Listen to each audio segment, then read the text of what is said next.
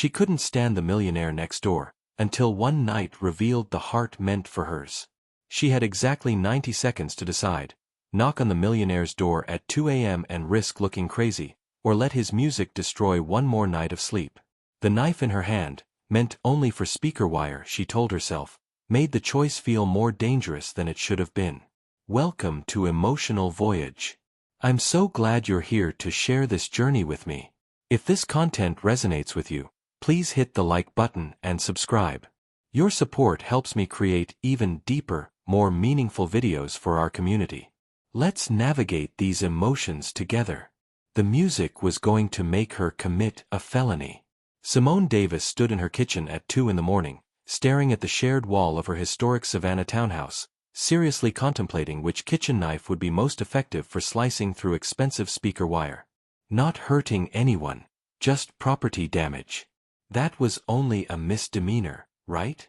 The bass pounded through the brick like a heartbeat from hell. Some remix of a song she'd probably like under different circumstances, at a reasonable hour, played by a neighbor who wasn't actively ruining her life. She'd moved into this Jones Street townhouse 6 months ago. Saved for 8 years to afford it. Her little slice of dream in the historic district, with its perfect garden courtyard and morning light that made her meditation practice feel sacred. She was a yoga instructor and wellness coach. She'd built her entire brand around finding peace in chaos. Then he moved in next door 3 weeks ago. Simone grabbed her phone and pulled up the neighborhood group chat, scrolling through her previous complaints. 4 messages. 4 polite, carefully worded requests about noise levels. 0 responses. She knew exactly who he was. Everyone on Jones Street knew within 48 hours of his arrival. Ethan Cole, tech millionaire. Sold some app to a bigger company for an amount of money that had too many zeros for her to contemplate. 39 years old, never married, and apparently never taught basic courtesy. She'd seen him exactly twice.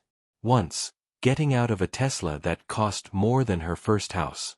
Dark blonde hair, tall, wearing a t-shirt that probably cost $200. He'd looked right through her when she'd smiled in greeting. The second time, she'd been coming home from teaching her evening class at the wellness center, still in her yoga pants and tank top, hair in a messy bun. He'd been on his front steps with 2 other guys in expensive casual wear, all of them laughing at something on someone's phone. She'd walked past. Not one of them acknowledged her existence. The music got louder. Simone looked at the ceiling and counted to 10 in Sanskrit. Then in English. Then she said several words her meditation students would be shocked to hear. She pulled on her cardigan over her tank top and pajama shorts. Her locks were wrapped for the night, but she didn't care. She shoved her feet into slippers and marched out her front door. The April air was sweet with jasmine and Confederate roses. Savannah at night was usually her favorite thing. The old street lamps, the Spanish moss swaying in the breeze, the sense of history in every brick. Tonight, it was just the backdrop for her rage. She climbed his front steps, identical to hers, except his probably cost $50,000 to restore, while hers had taken her months of YouTube tutorials and sweat equity, and hammered on his door. Nothing. She hammered again. The music dropped slightly. Footsteps. The door swung open, and Ethan Cole stood there in jeans and a fitted black Henley, barefoot, hair slightly messed, holding a glass of something amber. Up close, he was annoyingly attractive. Blue-gray eyes, strong jawline with a day's stubble, the kind of casual confidence that came from never having to worry about money or consequences. "Yes," he said, like she was a door-to-door salesperson. "It's 2 in the morning," Simone said, keeping her voice level. He glanced at his watch. She caught the glint of what was definitely a Rolex. 2:14, actually. "Your music is shaking my walls. I didn't realize these places had such thin walls." He took a sip of his drink. "Historic properties. Charm over function, I guess." Simone felt her jaw tighten. "I've messaged you 4 times in the neighborhood chat." "Oh, I don't really check that. Too much neighborhood drama." He said it like it was amusing. Like her sleep and sanity were cute little inconveniences. I teach classes at 6 in the morning, she said. I need to sleep. That's early. He leaned against the doorframe. What do you teach? Yoga, meditation, wellness coaching. Something flickered across his face. Amusement? Condescension? Ah, the wellness industry. The way he said it made her spine straighten. Yes, the wellness industry. Which requires me to be conscious and functional, which requires sleep. I'll turn it down, he said, but his tone suggested he was humoring her. Thank you, Simone said tightly. She turned to go. Hey, he called after her. She looked back. You're number 17, right? With the garden. 15, she corrected. You're 17. Right. I knew it was one of us. He smiled, and she hated that it was a good smile. I'm Ethan. I know who you are. And you are. Your neighbor who needs sleep. She walked down his steps. Fair enough, he called out, and she heard the amusement in his voice. She made it back inside, locked her door, and stood in her front hallway taking deep breaths. The music turned down. Not off, down. Still audible, but no longer wall-shaking. It was something. Barely. Simone climbed her stairs to her bedroom, the one that faced the garden instead of his house, and crawled back into bed. Through her open window, she could still hear the muted bass line. She grabbed her phone and texted her sister. Simone, I almost stabbed my neighbor tonight, Simone. Not actually Simone, but in my heart. 3 dots appeared immediately. Her sister Kendall was a night owl. Kendall, the tech bro? Simone, is there another neighbor making me homicidal? Kendall, what did he do now? Simone, music at 2 a.m. Looked at me like I was adorable for caring. Kendall. Ugh. White tech millionaires are the worst. Simone, not making it about race. Kendall, maybe you aren't. Simone, making it about basic respect and the fact that money doesn't buy you the right to ruin other people's sleep. Kendall, so, when's the wedding? Simone, I will disown you. Kendall, every romance starts with hate. Sis. Simone, this is not a romance. This is a nightmare. Kendall, night, sis. Don't dream about him too hard. Simone threw her phone onto her nightstand. She did not dream about Ethan Cole. She had a nightmare where his music got louder and louder until her whole house vibrated apart, and when she went to confront him, he just smiled that infuriating smile and offered her a glass of expensive whiskey like that solved everything. She woke up at 5:30, still angry, and got ready for her 6 a.m. class. What would you do if your neighbor showed this little consideration? Drop your thoughts below. I want to hear your neighbor horror stories. The morning light through the windows of Serenity Wellness Center usually centered Simone before her first class. Not today. She'd managed 3 hours of sleep. Her students didn't seem to notice. She was professional enough to hide it, but she felt it in every pose, every breath cue, every moment she had to project calm while internally seething. After class, she stopped by the juice bar where her best friend, Nia, worked. You look terrible, Nia said, sliding a green smoothie across the counter. Thanks. Simone took a long drink.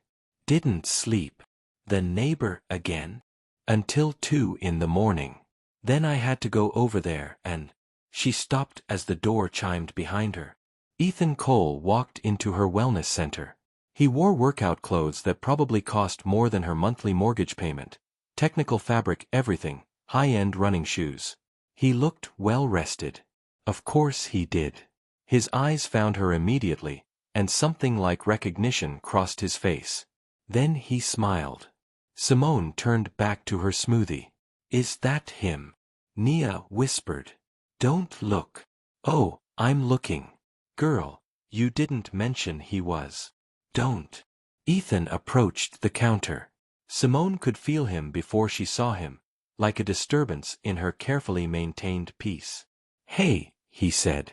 Neighbor. She turned slowly. Can I help you? I didn't know you worked here.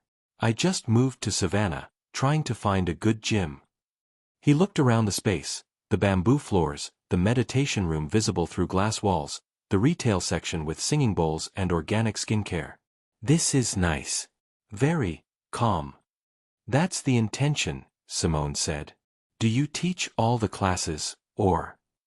I teach yoga, meditation, and private wellness coaching. We have other instructors for specialty classes. Nia was watching this exchange like it was a tennis match. Ethan picked up a class schedule from the counter.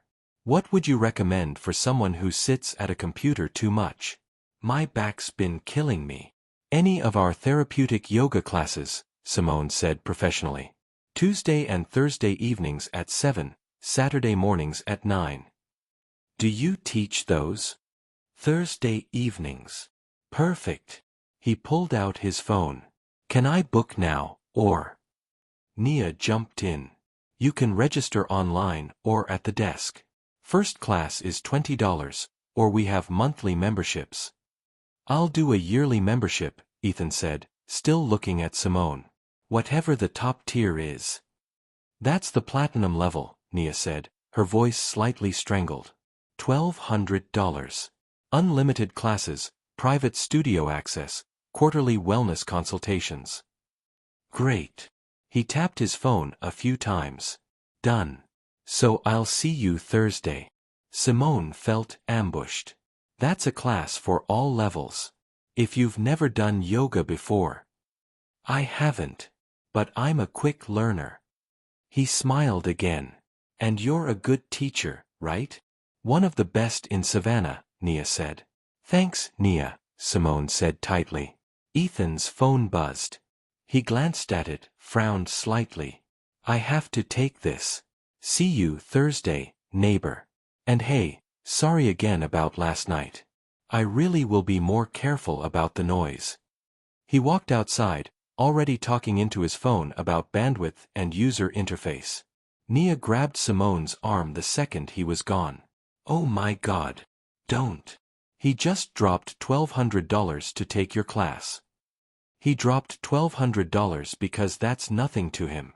He probably spends that on shoes. He was flirting with you. He was being polite. Barely. Simone finished her smoothie. I have a private session in 10 minutes. Simone. He joined your gym. Lots of people join the gym. Not like that. Not staring at you like you're. I have to prep. Simone headed toward the meditation room. But Nia's words followed her. Because the truth was, Ethan had looked at her differently than he had last night. Last night, she'd been an inconvenience. This morning, she'd been something else. She pushed the thought away and prepared for her next client. That evening, Simone came home to find a delivery on her doorstep. A large box from an expensive home goods store. She opened it carefully. Inside was a high-end white noise machine, the kind she'd had on her wishlist for months but couldn't justify spending $300 on. The card read, "For better sleep. Even when your neighbor's an inconsiderate ass. E." Simone stood on her porch, holding the card, feeling something complicated unfold in her chest. She looked at his townhouse. The lights were on upstairs. This man had ignored her for weeks, kept her up until 2 a.m., condescended to her profession, and now. This? Her phone buzzed. Kendall, Ma wants to know if you're coming to Sunday dinner. Simone. Yeah, I'll be there. Kendall. You can tell us about the neighbor drama. Simone. There's no drama. Kendall. Ma says there's always drama when you use that tone. Simone looked at the white noise machine, then at Ethan's house, then at the machine again. She picked up the box and went inside. She did not text him thank you. But she did set up the machine on her nightstand. And when she lay down that night, the gentle ocean sounds drowned out everything else. She slept 8 hours straight. Has anyone ever apologized to you with an expensive gift? Did it make things better or worse? Let me know what you think. Simone discovered Ethan in her garden on a Saturday morning. She'd woken early, practiced her meditation with the white noise machine off, and decided to spend the cool spring morning working with her herbs. The courtyard garden was her sanctuary: rosemary, basil, lavender, and the jasmine vine she'd spent 2 years training up the brick wall. She walked outside with her coffee and gardening gloves, then froze. Ethan was crouched by her jasmine, examining something on the vine, completely absorbed. He wore old jeans with actual dirt on them and a faded college t-shirt. His hair was messy, like he'd just woken up. "What are you doing in my garden?" Simone said. He looked up, startled. "Morning. Sorry, your gate was open, and I saw." He pointed at the vine. "You've got spider mites. Pretty bad infestation." She walked over, defensive. "I check my plants regularly." "Look here." He gently turned a leaf. Sure enough, the telltale webbing and tiny spots. "They're just starting, but they'll spread fast in this humidity." Simone felt her stomach drop. She'd been so tired this week, she'd missed her usual Thursday inspection. "I know how to handle spider mites. Neem oil and insecticidal soap," he said. "But you need to isolate this section, or they'll jump to your other plants." She stared at him. "How do you know about spider mites?" He stood, wiping his hands on his jeans. "I grew up on a plant nursery. Well, my mom owned one. I practically lived there until I went to college." He looked around her garden with what appeared to be genuine appreciation. "You've done a nice job with the layout. The companion planting, basil with the tomatoes, marigolds along the border. Smart." This didn't compute. Tech millionaire. Plant nursery. Her garden. "Your gate really was open," he said. "I was running, I run most mornings, and I saw it swinging. Thought maybe the wind caught it, came to close it, then saw the jasmine and—" He shrugged. "Old habits. My mom would lose her mind if she saw spider mites going untreated." Simone processed this. "You were being helpful." "I was trespassing," he corrected. "But yeah, also helpful. Hopefully." The morning light caught his face differently out here. Less polished. More real. "Thank you," she said carefully. "For the heads up. And for the white noise machine." "You didn't text." "I didn't have your number. It's in the neighborhood chat. The one you don't check." He laughed, a real laugh, not the amused condescension from their first meeting. "Fair point. Here." He pulled out his phone. "What's your number?" She hesitated, then rattled it off. Her phone buzzed a second later. "Unknown number. Now you can yell at me directly instead of knocking at 2 a.m. She looked up at him. "I wasn't yelling. You were very controlled. It was intimidating." He said it like a compliment. "I teach meditation. Controlled is my baseline." "Even when you want to commit felonies?" Her eyes widened. "How did you?" "You muttered it. On my porch. Something about speaker wire and misdemeanors versus felonies." Heat crept up her neck. "I was sleep-deprived." "You were extremely sleep-deprived. Which was my fault." He looked at her garden again. "This space is really great. When I bought my place, the courtyard was just flagstone and dead boxwoods. I keep meaning to do something with it, but I don't have your eye for this." "You could hire someone." "I could." Something shifted in his expression. "But that feels wrong. My mom always said if you're going to have a garden, you should get your hands dirty. Otherwise, it's just decoration." Simone found herself relaxing slightly. "Your mom sounds wise." She was. Past tense. His face closed off a little. The air changed between them. "I'm sorry," Simone said quietly. "It's been 5 years. I'm okay." He cleared his throat. "Anyway, I should let you get to your gardening. But seriously, treat those spider mites today. You've put too much work into this to lose it." He walked toward the gate, then paused. "Hey, I'm still coming Thursday. To your class." "You don't have to." "I want to." He met her eyes. "My back really does hurt, and everyone says yoga helps. Plus, you're apparently one of the best in Savannah." Nia talks too much. Nia's a good hype woman. He smiled. See you Thursday, Simone. He'd never used her name before. She'd never heard him say it. It sounded different than she expected. She watched him jog back through the gate, then looked at her jasmine vine, already making a mental list of what she needed from the garden center. Her phone buzzed. Ethan. Also, my mom's name was Marie. She would have liked your garden. Simone stood in her sanctuary, coffee cooling in her hand, and felt something shift in her chest. She saved his number.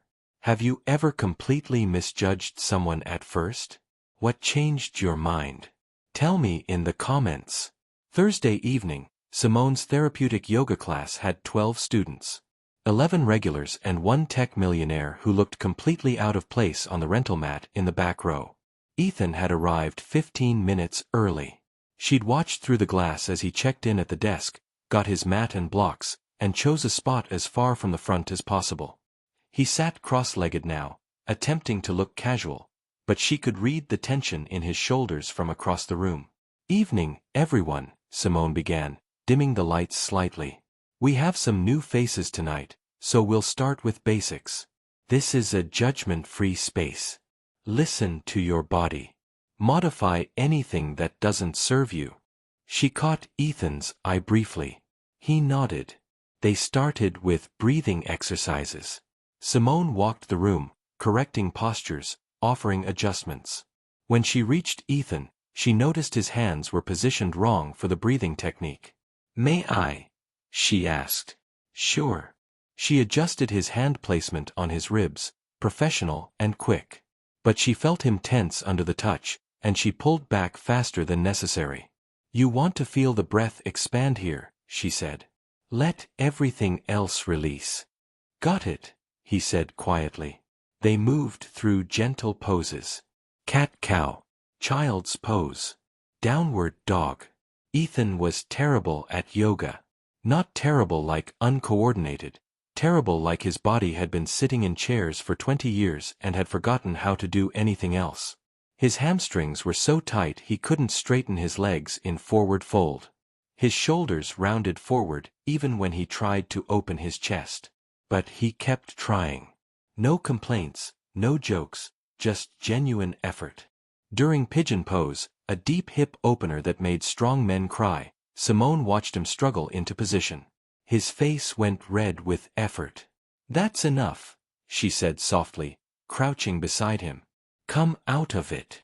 I can do it. You're forcing. That's not what this is.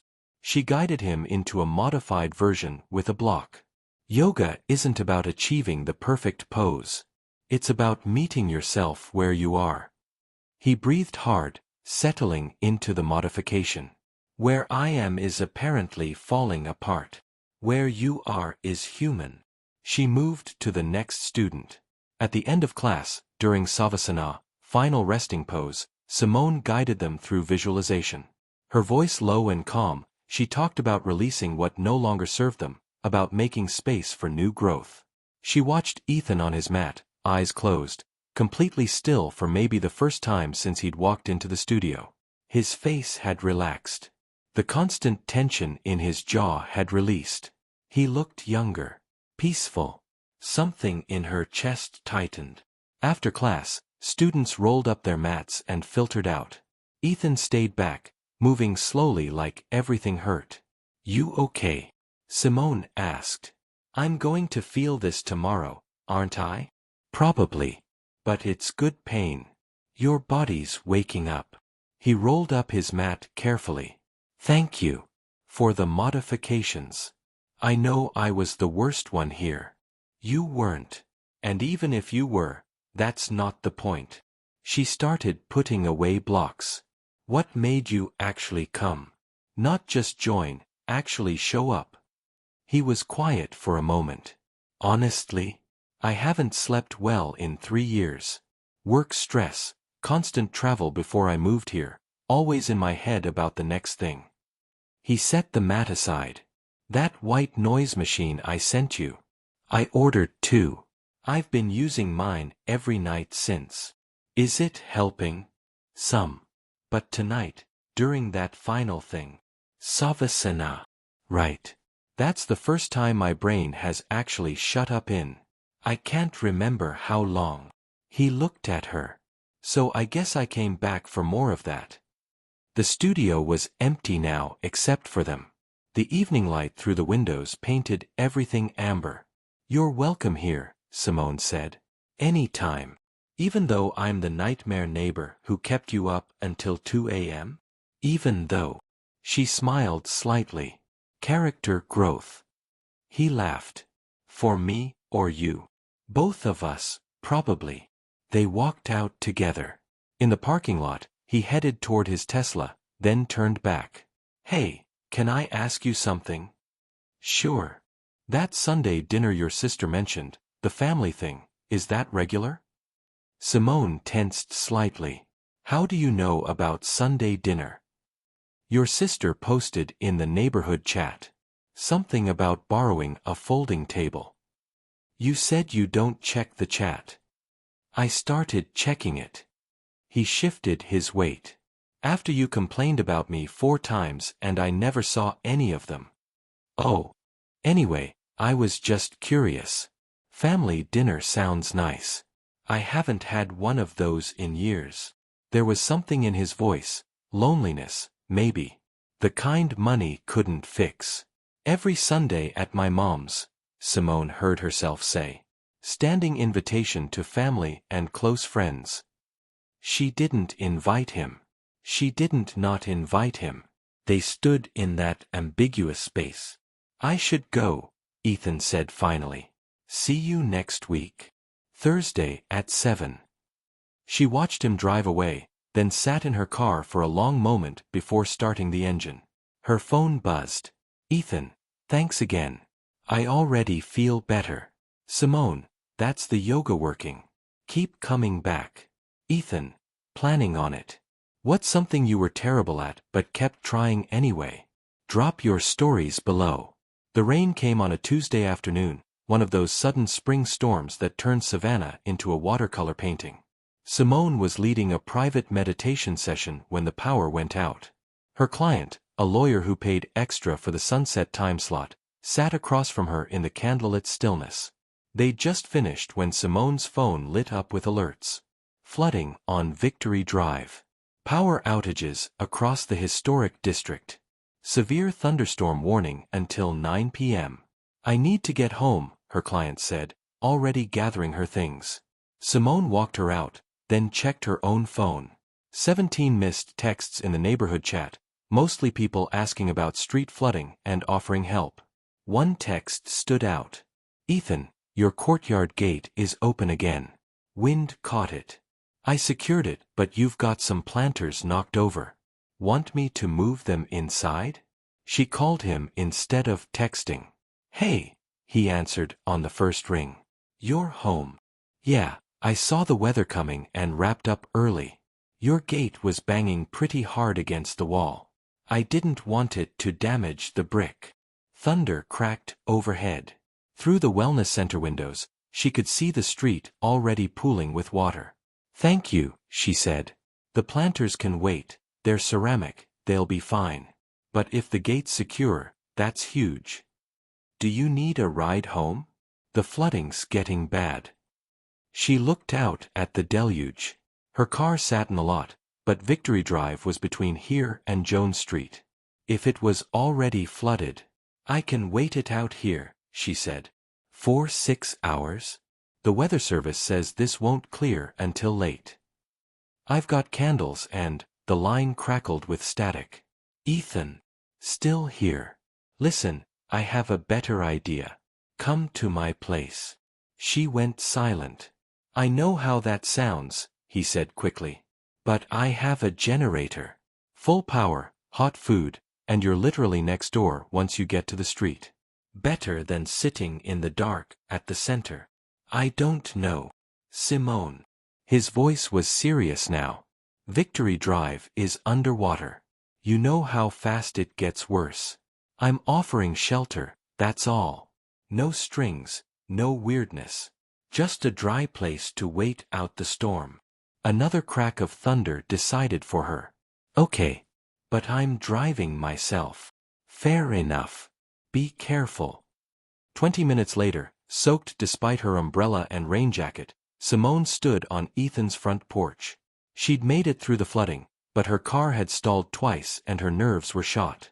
He opened the door before she knocked. You made it. He stepped aside. Come in. God, you're drenched. His townhouse was warm and bright, generator humming somewhere in the background. But what stopped her wasn't the power or the lights. It was the plants. Everywhere. Dozens of them. Ferns and pothos and snake plants, some small on shelves, others large on the floor. The front room looked like a garden center. You said you hadn't done anything with your space, she said. I said I hadn't done anything with the courtyard. He grabbed a towel from somewhere. Here. The inside's a different story. She took the towel, still staring. This is too much. Yeah, my business partner says it looks like a jungle. But I like it. He shrugged. After my mom died, I bought one plant. Then, another. Then I couldn't stop. Simone walked slowly through the room, touching leaves, recognizing varieties. These are incredibly healthy. You're taking good care of them. I try. It's the one thing that shuts my brain off besides, he stopped. Besides what? Your yoga class. He said it simply like fact. The air shifted between them. Thunder rumbled, closer now. The lights flickered but held. I made soup, Ethan said, breaking the moment. Nothing fancy, just chicken and vegetables. You hungry? She was starving. I could eat. His kitchen was smaller than hers but updated. Professional range, marble counters, the kind of space someone who actually cooked would design. A pot simmered on the stove, filling the air with rosemary and garlic. You cook? She asked. I live alone and I got tired of takeout. He ladled soup into bowls. Plus my mom taught me. She said anyone who can read can cook. She taught you a lot of things. Everything that matters. He handed her a bowl. Everything about being a decent human, anyway. The tech stuff I figured out later. They sat at his kitchen island. The soup was good, really good. Homemade stock, fresh herbs, vegetables cut in perfect pieces. This is delicious, Simone said. Thanks. It's my mom's recipe. He paused. She'd be mad at me, you know. About the music thing. About being a bad neighbor. You're getting better. Low bar. She laughed despite herself. True. They ate in comfortable silence, rain hammering the windows. Can I ask you something? Ethan said. Sure. That first night, when you came over at 2 a.m., you were so controlled. How do you do that? Stay calm when you're furious. Years of practice. And breathing techniques. Teach me. Now. Why not? We've got time. So there, in his kitchen during a thunderstorm, Simone taught Ethan Cole how to breathe through anger. His hands on his ribs, eyes closed, following her count. And she tried to ignore how intimate it felt. What's the most unexpected thing you've learned about someone you thought you had figured out? Tell me below. The storm didn't let up until almost midnight. Simone should have left hours ago. The flooding receded by 10, her street was passable by 10:30, but somehow they kept talking. They'd moved from the kitchen to his living room, sitting on opposite ends of his couch surrounded by plants. Ethan had opened a bottle of wine, expensive probably, but he poured it into regular glasses like it was just wine. So you really sold your company and just moved to Savannah? Simone asked. No plan. I had a plan. It was called, Stop Living Like I'm Going to Die at 40. He swirled his wine. I was working 100-hour weeks, sleeping 4 hours a night, eating garbage. My doctor told me my cortisol levels were dangerous. My business partner said I was burning out. He paused. Then I had a panic attack in a board meeting and couldn't remember where I was for about 90 seconds. That's terrifying. It was clarifying. He looked at her. The company was worth something, finally. I could sell or keep grinding until I had a heart attack. So I sold, split the money with my partner, and asked myself what I actually wanted. And what did you want? Honestly? To sleep past 6 a.m. To cook a meal. To remember what it felt like to be human instead of a productivity machine. He set down his glass. My mom used to say I was going to work myself into an early grave. Turned out she was right. But you stopped. I'm trying to stop. It's harder than it sounds. My brain still wakes me up at 5 with a panic about tasks I don't even have anymore. He smiled sadly. Hence the yoga class. And the white noise machine. And moving somewhere nobody knows me as that guy who built the app. Simone pulled her legs under her. She'd changed into sweats he'd lent her, Stanford College sweats, soft from 1,000 washes. Her wet clothes tumbled in his dryer somewhere upstairs. Is it working? She asked. The slower life. Some days. Other days I blast music at 2 a.m. because silence makes me anxious. And bothers your neighbors. And bothers my very patient neighbor who's nicer than I deserve. He met her eyes. I really am sorry about that. All of it. Moving in and acting like I owned the whole street. You kind of did act like that. I know. I was. He stopped, searching for words. I was still in that mindset. Where everything's a transaction and everyone's either useful or irrelevant. It's a horrible way to live. But you're changing. Because you made me. He said it quietly. That first night, when you showed up on my porch, you looked at me like I was just some entitled asshole. And you weren't wrong. But you also didn't back down or try to impress me or act like my money made it okay. You just demanded basic human respect. That shouldn't be remarkable. It was remarkable to me. He shifted closer without seeming to realize it. You're remarkable to me. The air changed. Simone's heart kicked against her ribs. Ethan. I know this is complicated, he said. We're neighbors, you're my yoga teacher, I was a complete ass when we met. But I can't stop thinking about you. The way you move through the world like you've got this core of peace that nothing shakes. The way you built that garden with your own hands. The way you looked at my mom's soup recipe like it mattered. It did matter. Because you see things. Really see them. He was closer now, inches away. You see me. Not the money or the company or the tech guy. Just me. I see you, she whispered. He reached up slowly, giving her time to pull away. His fingers brushed her cheek, and she didn't move. Tell me if this is wrong, he said. She should. She should say all the reasons this was a bad idea. Neighbors, teacher-student dynamics, the fact that 3 weeks ago she wanted to murder him. Instead, she leaned forward and kissed him. His hand slid into her locks, careful and reverent. She tasted wine and something deeper, something that felt like falling and safety at the same time. When they broke apart, both breathing hard, he rested his forehead against hers. Oh, he said. Yeah, she whispered. I should probably tell you. Her phone exploded with buzzing. Both of them jumped. Simone grabbed it. 12 texts from Kendall, each more frantic than the last. Kendall, where are you Kendall? You're not home Kendall. Mom's freaking out Kendall. Simone answer your pichon Kendall. I'm about to call the police. I have to. Simone stood quickly. My family thinks I'm dead. Ethan stood too, running a hand through his hair. Right. Of course. She called Kendall, endured the screaming about being irresponsible and scaring their mother, explained about the storm and waiting it out. Where are you? Kendall demanded. Simone looked at Ethan. A friend's place. What friend? I'll call you tomorrow.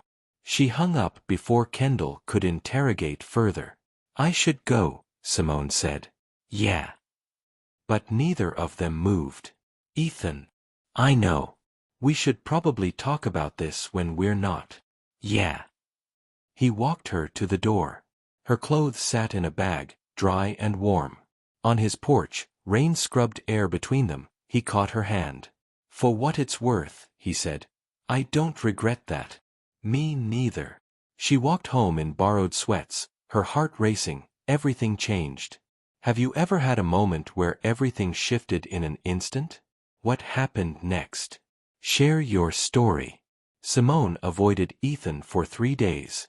Not obviously, she still smiled when their paths crossed, still waved from her garden when she saw him running past. But she didn't text, didn't call, didn't acknowledge the kiss that had rewired her entire nervous system. Thursday's yoga class loomed like a test she hadn't studied for. "You're being ridiculous," Nia said during their Wednesday lunch at the juice bar. "He kissed you. You kissed him back. You're both adults." "He's my student. He's a client at the gym where you work." "That's different." "He's my neighbor."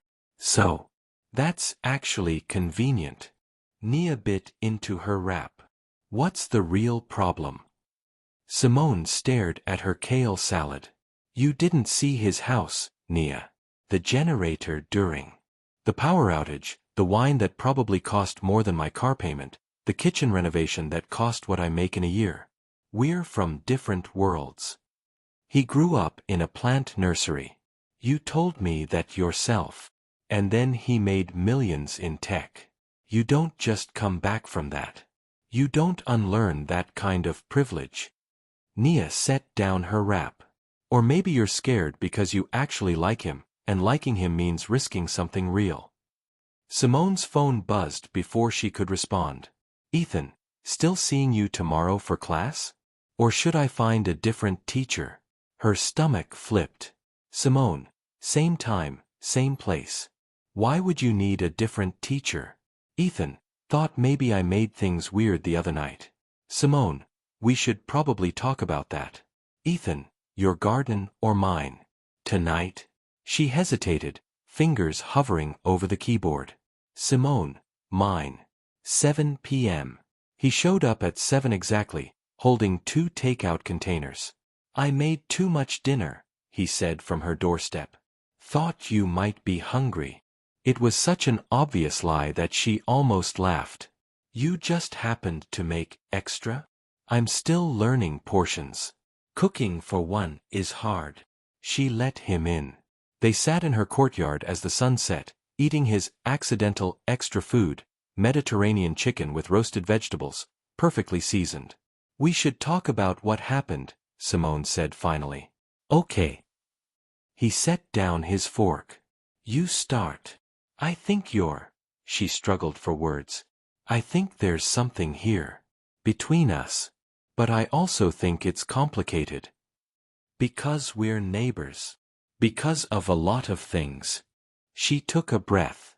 3 weeks ago, you were the worst part of my day. The entitled tech guy who moved in and acted like the whole world should adjust to him. And now you're not that.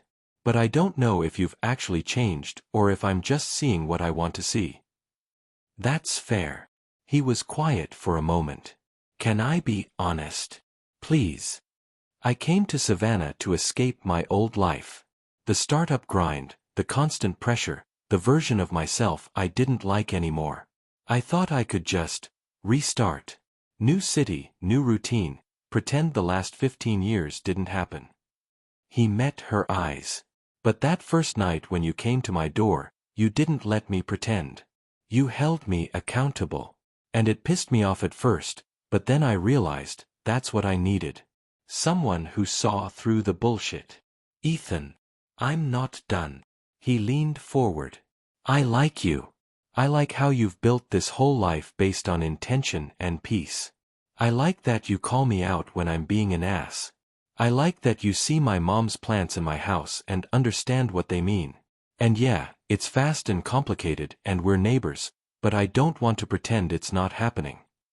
Simone's heart hammered. "What are you saying?" "I'm saying I want to try. If you do." Before she could answer, her phone rang. Her mother's face filled the screen. She almost declined, then saw the time. 7:30. She'd promised to call her mom after her afternoon class and completely forgotten. "I'm sorry, I have to," she answered. "Hey, Mama. Simone Marie Davis, where have you been? Kendall said you were at some friend's house during the storm and won't say who. You haven't called me back, and Sunday dinner is in 3 days and I need to know if you're bringing anyone." Simone's eyes went wide. Beside her, Ethan grinned. "Mama, I'm fine. I was just... Are you with someone right now? You sound distracted." "I'm having dinner with a friend." "What friend?" "Just a neighbor." "Mama, I'll call you tomorrow. Bring him to Sunday dinner." "What?" "No, I didn't say. Kendall already told me about the neighbor. The tech millionaire you supposedly hate. If you're having dinner with him in your garden, that's not hating. That's courting." Ethan was trying not to laugh. "Mama, I have to go. Sunday. 4 o'clock. Tell him to bring an appetite. I'm making my short ribs." She hung up before Simone could protest. Simone sat there, mortified. "I am so sorry." "Don't be."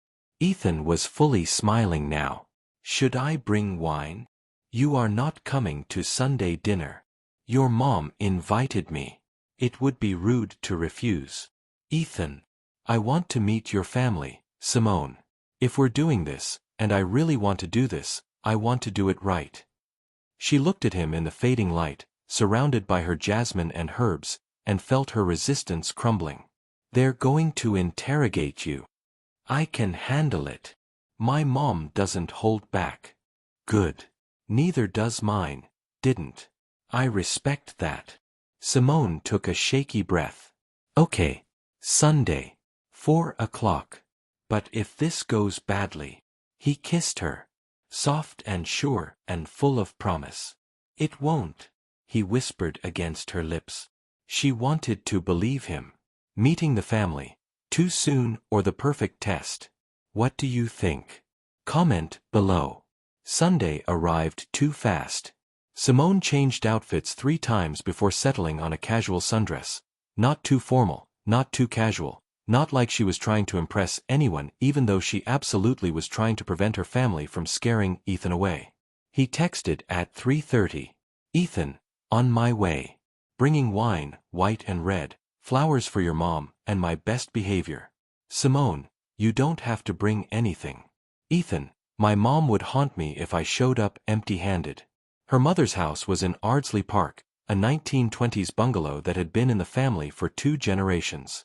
Simone pulled up at 3:45. Ethan's Tesla was already parked out front. "Oh no," she muttered. Inside, she found chaos. Her mother, Patricia, was in full interrogation mode. Ethan sat on the couch, still holding the flowers, while her mom fired questions like a prosecutor.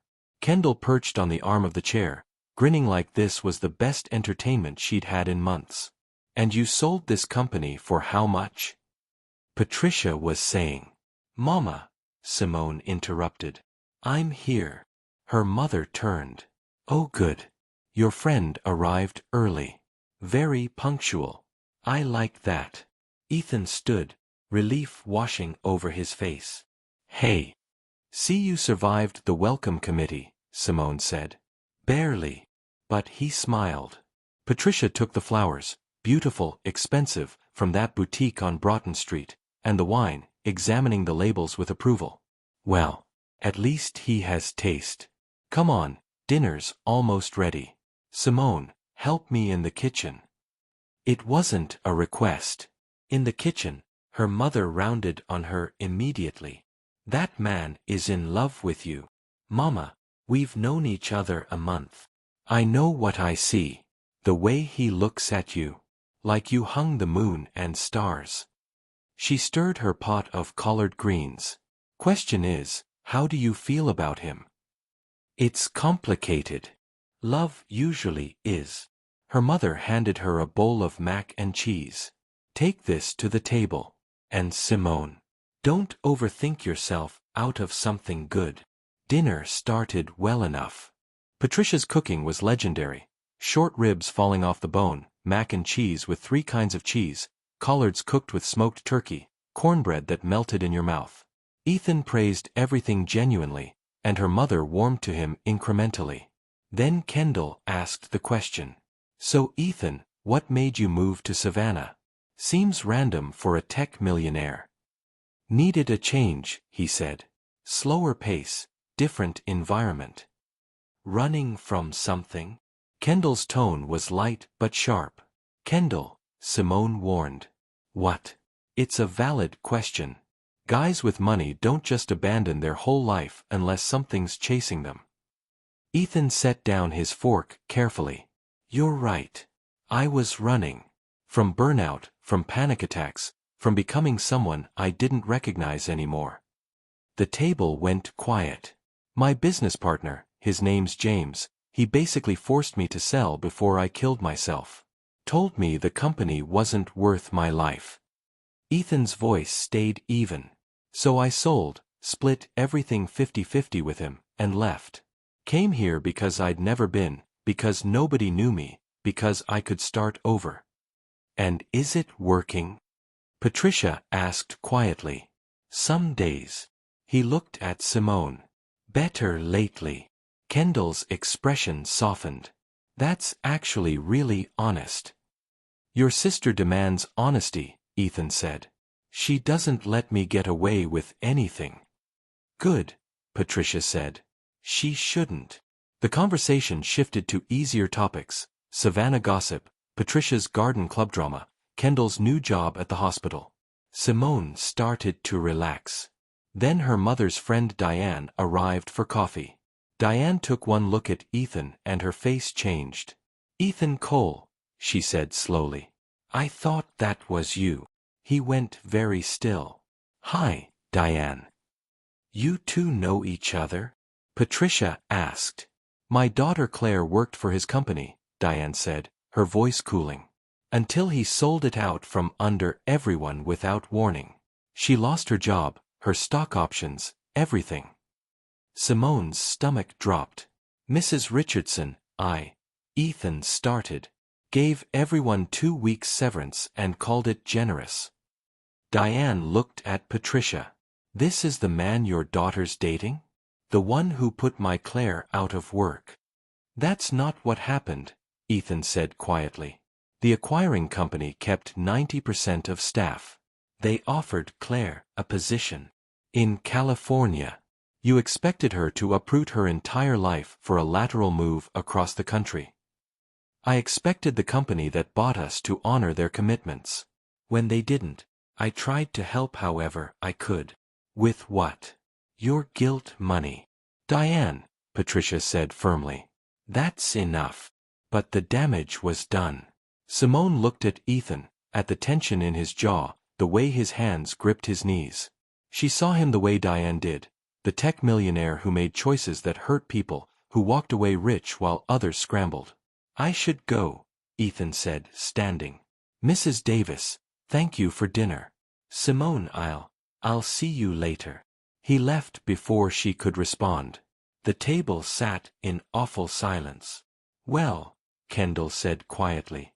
That was a disaster. Simone excused herself, walked to the bathroom, and locked the door. Her phone buzzed. Ethan, I'm sorry. I should have told you about the layoffs. I should have told you a lot of things. She stared at the message, her mother's words echoing. Don't overthink yourself out of something good. But what if good wasn't enough when the past had sharp teeth? Can you forgive someone's past business decisions if they've changed? Or do some things leave permanent marks? Let me know what you think. Simone didn't text Ethan back that night. Or the next morning. By Monday afternoon, she'd replayed Sunday dinner 50 times, each replay making her feel worse. Diane's anger. Ethan's face. The reminder that his money came from somewhere, from decisions that affected real people. She was between classes when he showed up at the wellness center. Can we talk? He asked. Please. Nia, wiping down the juice bar, gave Simone a pointed look. My office, Simone said quietly. They walked to the small room she used for private consultations. Ethan closed the door and leaned against it, looking like he hadn't slept. "I need to tell you everything," he said. "The whole story, not the version I've been telling myself." She sat down. "Okay." He took a breath. "When James and I started the company, it was just us and a dream. We built it from nothing, maxed out credit cards, slept in the office, ate ramen for 2 years straight.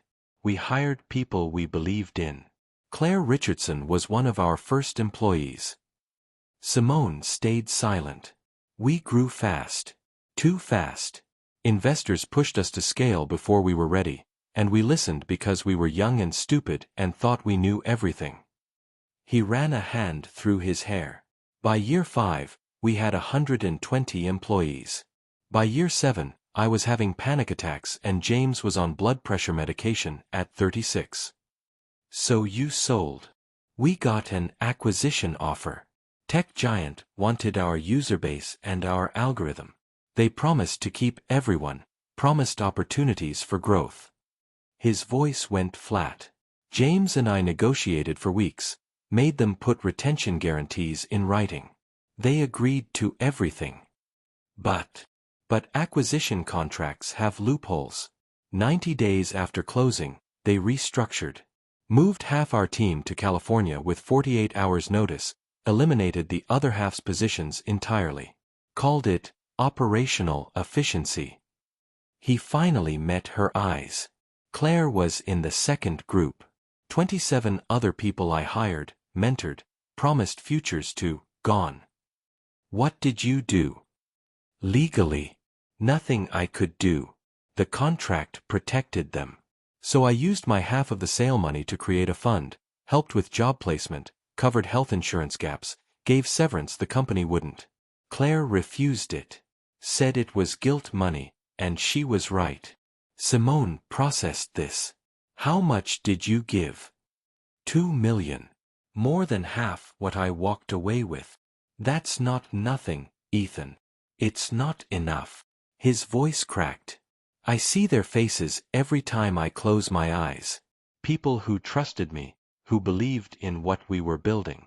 And I sold them out because I was tired and broken and couldn't do it anymore." "You were having panic attacks." "That doesn't excuse it. James wanted to fight the restructuring, sue for breach of contract. I was the one who said to let it go, that we couldn't win against their lawyers, that I just wanted out." He slid down the door until he was sitting. "I chose myself over them. And yeah, I had reasons, health reasons, mental health reasons, but they still lost their jobs." Simone sat on the floor across from him. "Is that why you came to Savannah? To hide? To punish myself, maybe? To try to figure out how to be someone who doesn't destroy things?" He looked at her. "And then I met you, and for the first time in 3 years, I felt like maybe I could be better. Like maybe I wasn't just the guy who failed everyone who counted on him." "You didn't fail them. The company that bought you did. I made the choice to sell. Because you were dying. Slowly, but dying." She moved closer.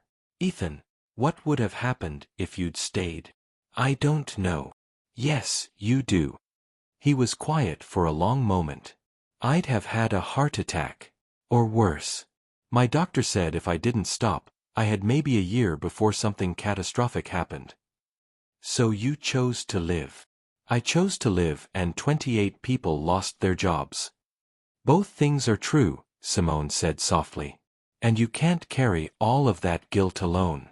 The company made promises and broke them. That's on them, not you. Diane doesn't see it that way. Diane's protecting her daughter. I understand that." Simone took a shaky breath. "But here's what I need to know. Are you still running? Or are you actually trying to build something different?" He met her eyes. "I'm trying. Some days I fail. I still wake up at 5 with phantom work stress. I still check my phone compulsively. I still feel like I should be doing more, producing more, being more." He paused. "But then I go to your yoga class, or I work in my garden, or I cook dinner that takes 2 hours because I'm not rushing, and I remember why I left. I'm trying to become someone who values people over productivity.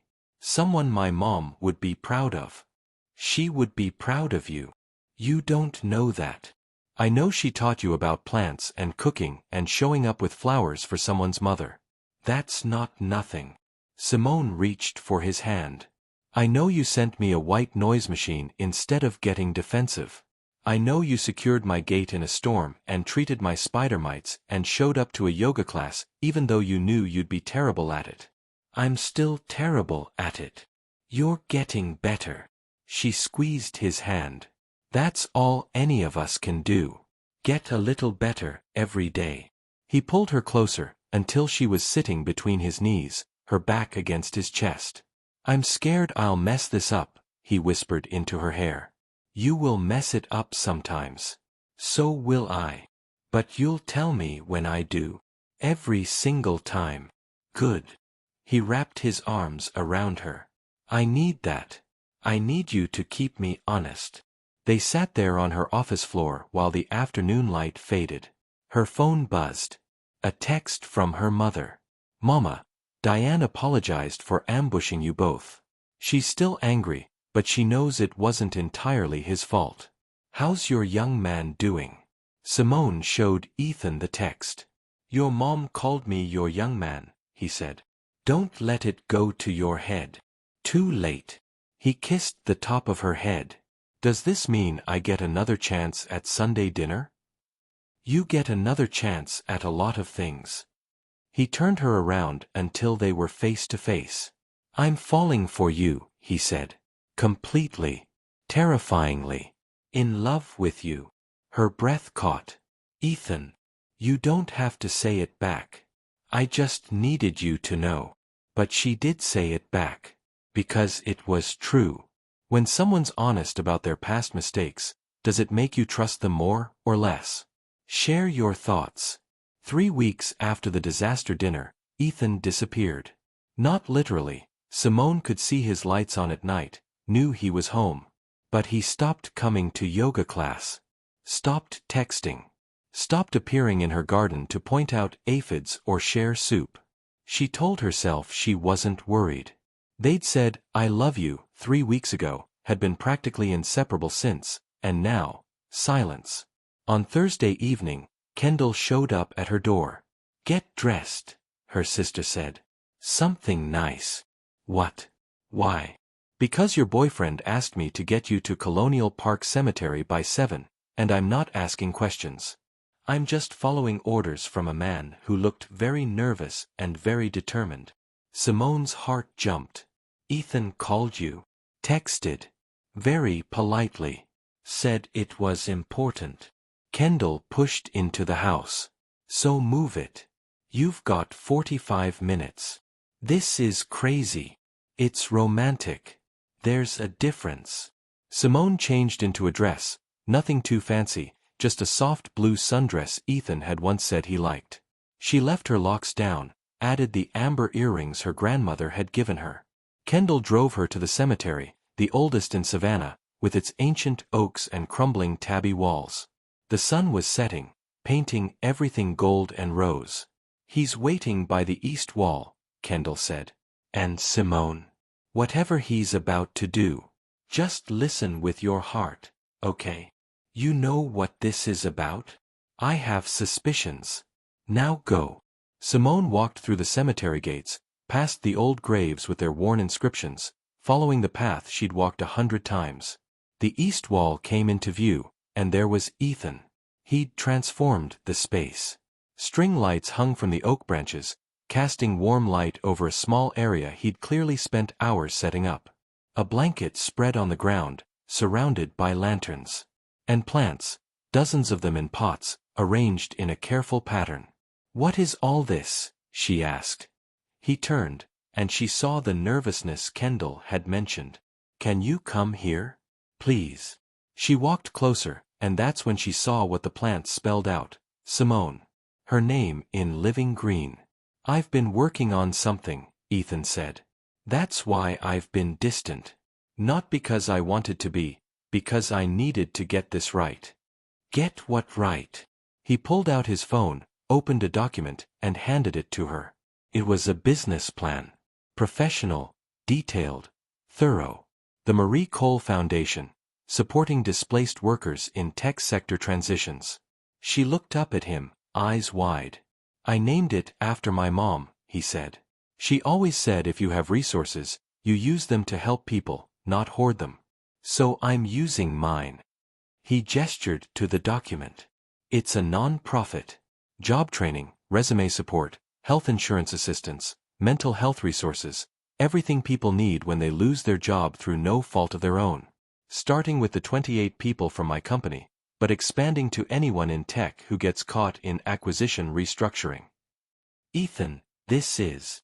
I met with Claire Richardson last week, he continued. Asked her to help me build it. She said yes. She'll be the executive director, and I'll fund it fully for the first 5 years, then we'll seek outside support. His voice shook slightly. I can't undo what happened, but I can try to make sure fewer people go through it alone. Simone's eyes filled with tears. And there's more. He took her hand. I talked to James, my business partner. He's still in San Francisco, still in the startup grind, still stressed out of his mind. I convinced him to come to Savannah next month. To talk. To maybe build something different together, something that doesn't destroy us or the people we hire. You're starting another company? Maybe. Eventually. But this time, with values before profit. With sustainability built in. With the kind of foundation my mom would approve of. He squeezed her hand. You showed me it was possible. To change. To build something real instead of just chasing success. She couldn't speak. I know these last few weeks were hard, he said. I know I went quiet when I should have communicated. But I needed to show you, not just tell you, that I'm serious about being better. About building a life that matters. Ethan, I'm not done. He took a breath. Simone Davis, you are the most grounded, most real, most beautiful person I've ever met. You make me want to be someone worthy of you. And I know it's fast, and I know we're still figuring things out, but... He dropped to one knee. Simone's breath stopped.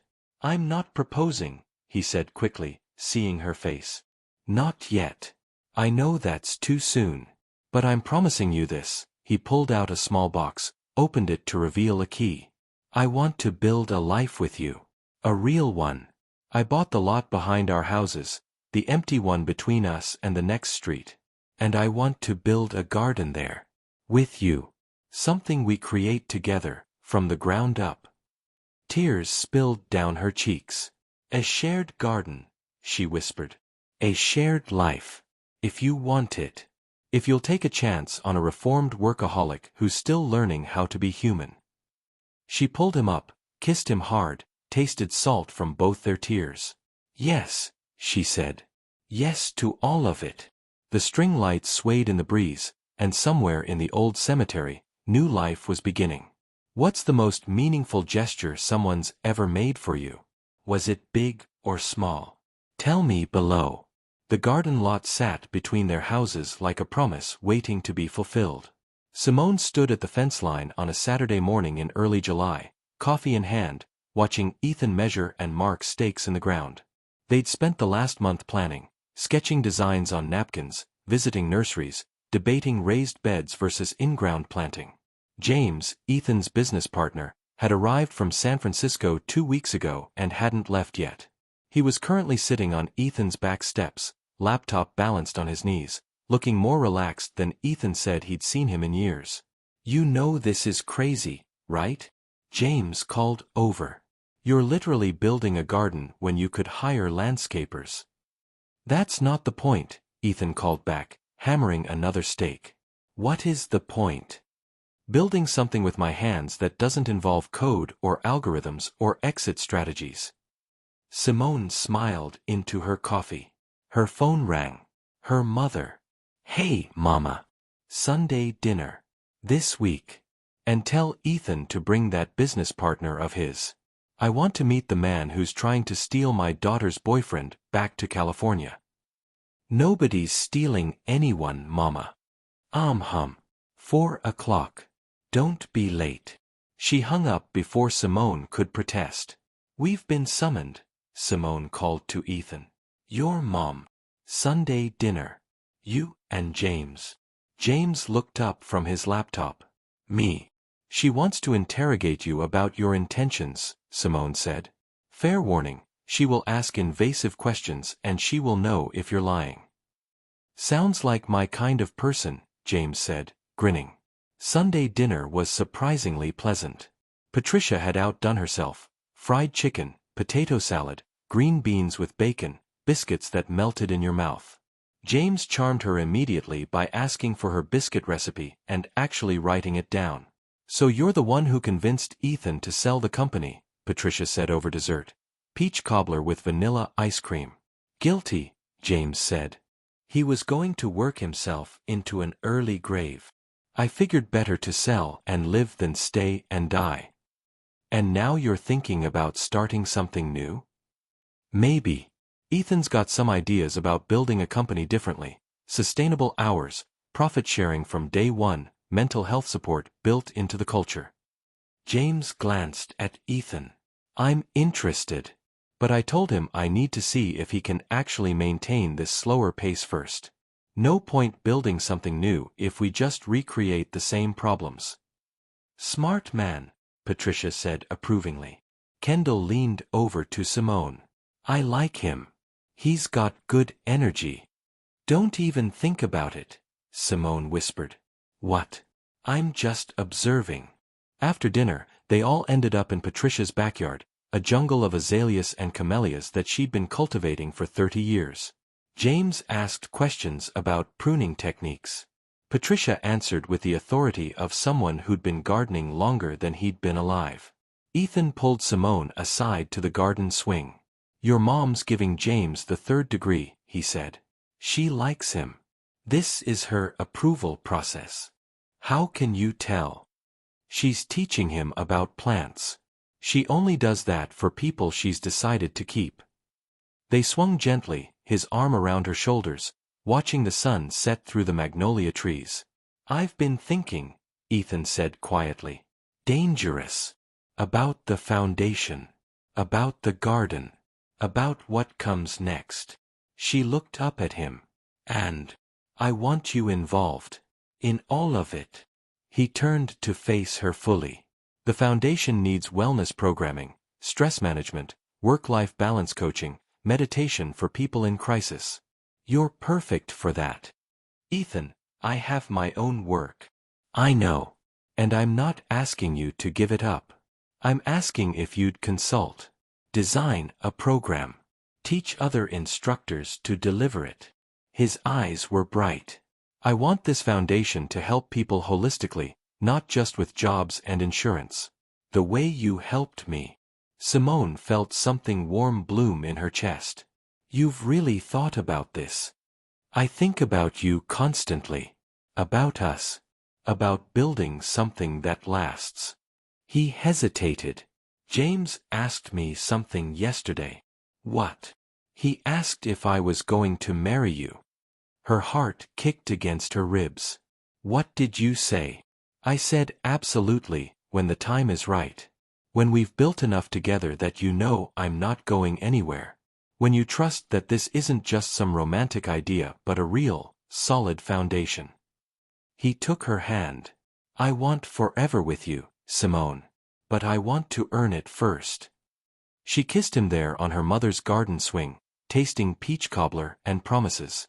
You're already earning it, she whispered. From the patio, Kendall's voice rang out. Are they getting engaged over there? Leave them alone, Patricia said. They're on their own timeline. James laughed. Is everyone in this family this direct? You have no idea, Kendall said. Ethan pulled back, grinning. Your family is eavesdropping. Always. You better get used to it. I am used to it. I love it. He stood, pulling her up. Come on. Let's go tell them about the wellness program idea. Your mom will have opinions. My mom has opinions about everything. I know. That's what I love about her. They walked back to the patio hand in hand, and Simone realized this was it, the life she'd been building toward. Not perfect, not simple, but real and rooted and growing. The next morning, they broke ground on the garden. Ethan, Simone, James, Kendall, and Patricia, all of them with shovels, turning earth, planting the first seeds of something new. This is hard work, James panted, leaning on his shovel. Good, Ethan said. The best things are. Simone caught his eye across the garden plot and smiled. They were just beginning. What's something you've built from scratch, literal or metaphorical, that changed your life? Share your story. 6 months later, the garden was thriving. Simone walked through it on a crisp January morning, marveling at what they'd created. Winter vegetables flourished in raised beds, kale, collards, Brussels sprouts. The perennial section waited patiently for spring, bulbs sleeping beneath mulch. And in the center, under the oak tree they decided to keep, stood a bench Ethan had built himself, crooked and imperfect and exactly right. The Marie Cole Foundation had officially launched in November. Claire Richardson ran it with fierce competence, and already they'd helped 43 people transition to new jobs. Simone's wellness program was part of every participant's support package, 8 weeks of stress management, meditation, and rebuilding life balance. James had moved to Savannah permanently. He lived 3 blocks away and came to Simone's Thursday yoga class religiously, though he was almost as terrible at it as Ethan had been at the beginning. Almost. Today was different, though. Today was the garden's official opening, a community event they'd planned for months. Local families would come, learn about growing food, take home starter plants. Ethan had insisted it be free, open to everyone, especially people who thought gardens were only for those with money and time. You're out here early, Ethan's voice came from behind her. She turned. He wore jeans and the flannel shirt she'd given him for Christmas, his hair longer now, face relaxed in a way it hadn't been when they'd met. Couldn't sleep, she said. Too excited. Me too. He joined her on the bench. Can you believe we did this? We had help. Yeah, but it started with us. With you, really. You showed me what it meant to build something real. The garden gate opened. Patricia arrived first, carrying containers of food for the event. Then Kendall with borrowed folding tables. Then James with boxes of seedlings from the nursery that had donated them. By noon, the lot was full of people. Children ran between the beds, marveling at the size of the collared leaves. Parents asked questions about soil composition and composting. Elderly neighbors shared stories of gardens they'd grown decades ago. Ethan moved through the crowd, answering questions, getting his hands dirty, laughing freely. Simone watched him teach a group of kids how to transplant seedlings, his patience endless, his joy evident. This was the man he'd been fighting to become. Present, engaged, rooted in something that mattered. He's going to propose today, Kendall said, appearing at her elbow. Simone's heart jumped. What? Don't act surprised. Mama and I helped him plan it. She grinned. Well, Mama planned it. I just kept you distracted. Kendall. Just act natural. And say yes. We already like him. Before Simone could respond, Ethan was at the center of the garden, calling for everyone's attention. Thank you all for coming, he said.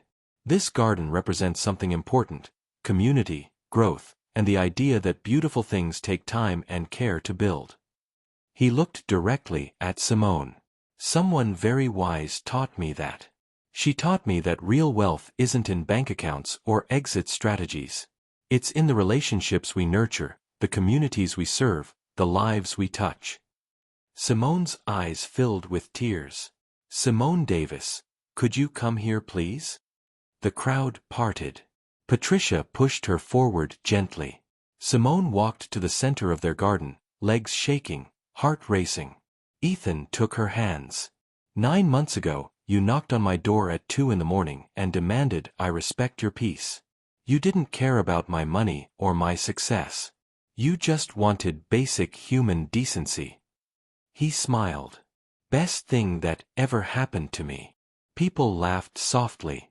You've taught me about intention and presence. You've shown me what it means to build a life instead of just chasing achievement. You've loved me through my mistakes and challenged me to be better. He dropped to one knee. The crowd gasped. Simone, I want to spend my life growing things with you. Gardens and foundations and family and a future I can't fully imagine yet but want to discover together. He pulled out a ring, simple, elegant, with a stone the color of amber. Will you marry me? She couldn't speak through the tears, so she just nodded. I need to hear you say it, he whispered, smiling. Yes, she managed. Yes, absolutely yes. He slid the ring onto her finger and stood, pulling her into a kiss that felt like coming home. The garden erupted in applause. Patricia was crying. Kendall was filming on her phone. James whistled loudly. I love you, Ethan said against her lips. I love you too, she whispered back. Even when you were the worst neighbor in Savannah. Especially then, he corrected. That's when you started saving my life. Epilogue.